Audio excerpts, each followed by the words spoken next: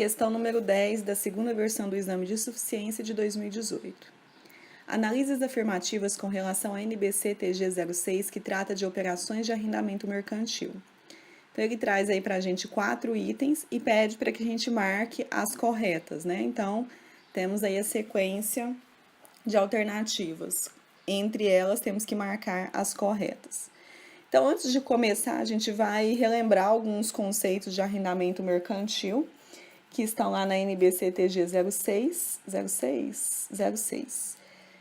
E aí eu separei alguns itens, né? Entre eles, o próprio conceito de arrendamento mercantil, que é um acordo pelo qual o arrendador transmite ao arrendatário em troca de um pagamento ou uma série de pagamentos, pode ser um pagamento único ou vários pagamentos, como se fosse parcelas, né?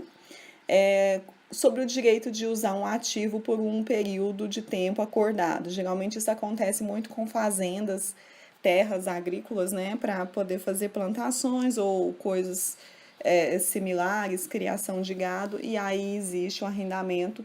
Ele é mais comum, mas existe também arrendamentos para veículos, existem para várias situações, para maquinários. Temos o arrendamento mercantil financeiro. Então, nós temos o arrendamento mercantil como a situação, né? Então, é a situação em que o arrendador vai transmitir ao arrendatário em troca de pagamento, e esse pagamento pode ser feito em várias parcelas ou em parcela única, e aí ele está pagando sobre o direito de usar determinado ativo por um determinado período de tempo. E aí temos duas formas, então, de arrendamento mercantil. Nós temos o arrendamento mercantil e o arrendamento mercantil financeiro e o arrendamento mercantil operacional. O arrendamento mercantil financeiro é aquele em que há transferência substancial dos riscos e benefícios inerentes à propriedade de um ativo.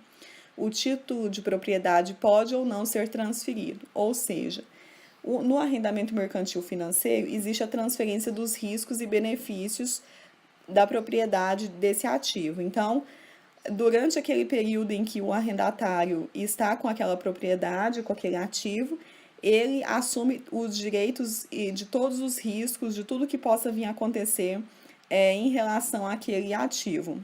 E no arrendamento mercantil operacional, os riscos continuam sendo do arrendador. Então, o arrendador ele vai assumir os riscos, o arrendatário, que é quem está pagando pela propriedade, né, para usar, é como se fosse um aluguel, né? Mas no final ele pode vir a comprar aquela propriedade, aquele ativo. Então, no arrendamento mercantil financeiro é isso, é aquele em que a transferência substancial dos riscos e dos benefícios referentes àquele ativo. No operacional, o arrendamento mercantil é diferente, né, do arrendamento financeiro, porque no operacional os riscos e benefícios eles ficam a cargo do arrendador. Temos aí também um conceito que eu destaquei do início do arrendamento mercantil, que a gente vai precisar para a questão, né? Então, é a mais antiga, no caso a data, né? A data de início do arrendamento mercantil é a mais antiga entre a data do acordo do arrendamento mercantil e a data do compromisso assumido pelas partes quanto às principais disposições do arrendamento mercantil.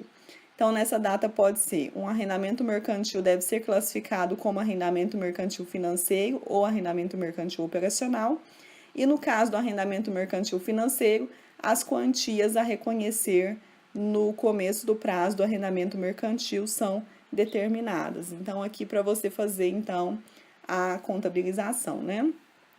E aí, vamos, então, analisar os itens para a gente poder, então, marcar as alternativas corretas. Então, o item número 1, ele diz que na data do início, o arrendador deve reconhecer o ativo mantido no arrendamento financeiro em seu balanço patrimonial e deve apresentá-lo como recebível ao valor equivalente ao investimento líquido no arrendamento.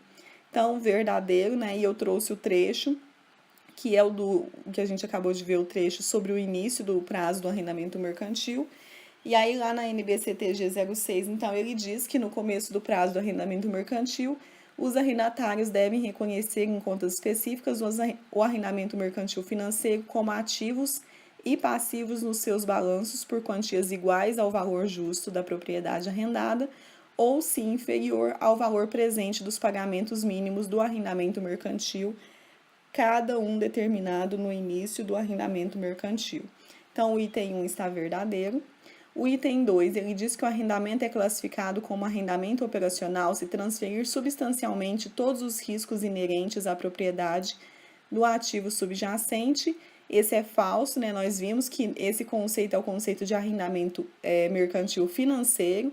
Então, no financeiro tem a transferência dos riscos e benefícios para o arrendatário. E no operacional, os riscos e benefícios ficam com o arrendador. Arrendador é o dono do ativo, arrendatário é quem está pagando para utilizar o ativo. Item 3.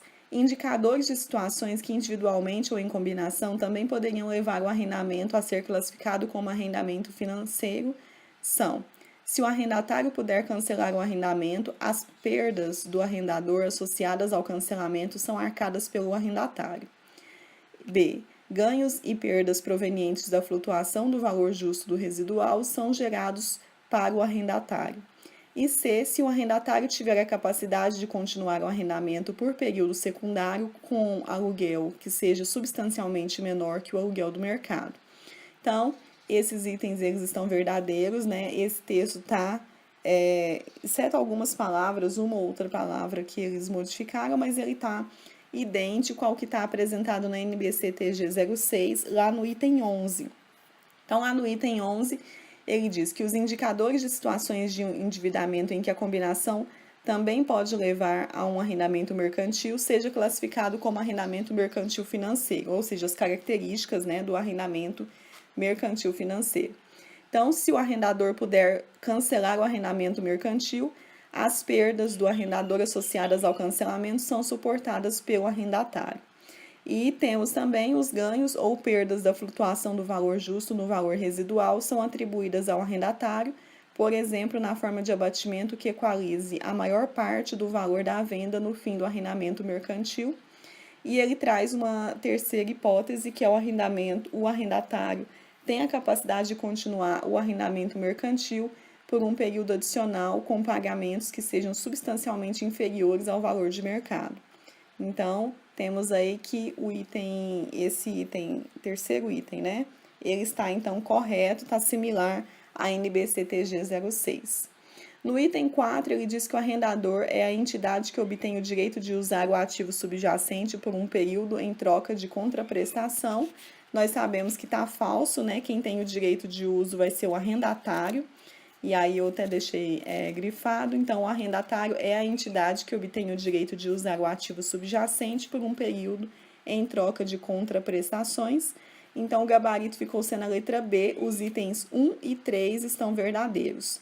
Então, gabarito letra B, essa é a questão 10 na prova tipo 1, questão 13 na tipo 2, questão 11 na tipo 3 e questão 14 na tipo 4.